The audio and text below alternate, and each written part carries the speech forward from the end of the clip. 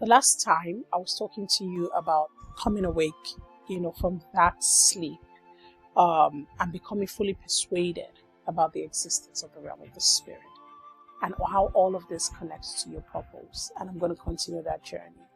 I want to say welcome back. Thank you for listening. And I know that as you have started, there's so much that's going to be delivered into your life. So think about it. For purpose to be achieved, or to say you're working in purpose, purpose literally means the reason for which something exists or is done or made, an intended or desired result, an end, an aim, a goal, the determination or resoluteness. So this simply means that a person that is working in a purpose is a person that knows the reason for which they were made, the person that knows the desired result or the end that should come out of their lives, and a person that has a determination or the resoluteness to achieve this reason for which they were made and to also acquire the intended or desired result at the end. So purpose is all about your current position, your present why, and your future reward. So your ability to understand these things is what's going to help you walk in your purpose. Now, talking about your current why, your future reward, you then realize that it almost feels like you are on some sort of like eternal scale. And the reason why I'm saying this is for you to fully comprehend the value of man, you need to stand outside of time to be able to see where man stands in the midst of time. Now, understand something. God made man, and the Bible spoke about how, there was light. The first thing God said was, let there be light in Genesis 1. And then when you go further down, you then see that it was only 14 verses after. That was when God created the sun and the moon to rule the day, the night, the seasons. So the sun and the moon were not the lights that initially ruled time. They were not the source of light. God was the source of light. There was a different kind of light. And what was that light? It's the light that pierces the darkness. And I'm going somewhere. You need to stay with me. And you then see in the book of John, when he's speaking about Jesus, how Jesus is the light. And the light that gives life to every man's soul. And so you realize that which has the power to actually give light and enlightenment to a person, it's the light of God.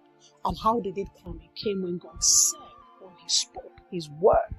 So you then realize that what lights up a man is not the sun, it's not the moon, it's not the stars, it's the light of Elohim on the inside of you.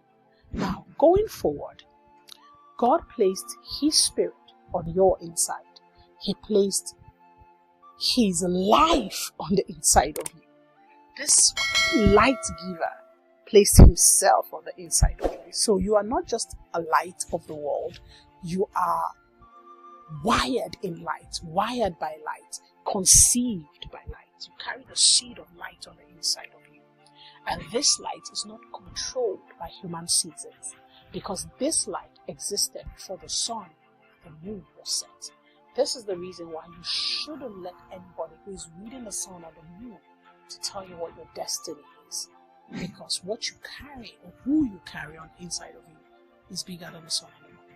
Going forward, you then see that even though who man carries on the inside is bigger than the sun and the moon, the normal calendar, but yet God placed man within time and said, let the sun and the moon shine, and let it be for signs, for seasons, for the sacred times of the earth.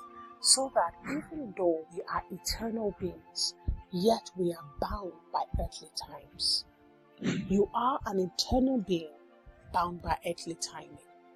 And all of this is for the purpose of government and governance. So, God stands in eternity. He is eternal.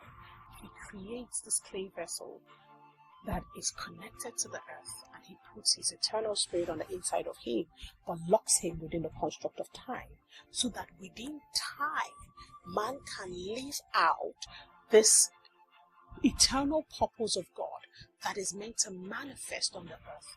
And after his time on earth, he lives back into eternity and gets an eternal reward for his time-bound labor. I know I've said a lot of things about time, eternity, and labor, but when you pick that up, then you can begin to start to walk fully in your purpose. That you are an eternal being living in a time-bound world to execute an eternal agenda within time, and you are yet to get an eternal reward when you leave time. Now, many of us struggle with our purpose and struggle with who we are because we constantly try to evaluate our lives by human timing. But that's not how it works.